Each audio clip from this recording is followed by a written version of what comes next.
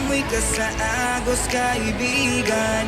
Maging matapang sa anuman na laban. Kalimutan mo na ang iyong problema. Tayo'y magsaya, tayo'y magsaya.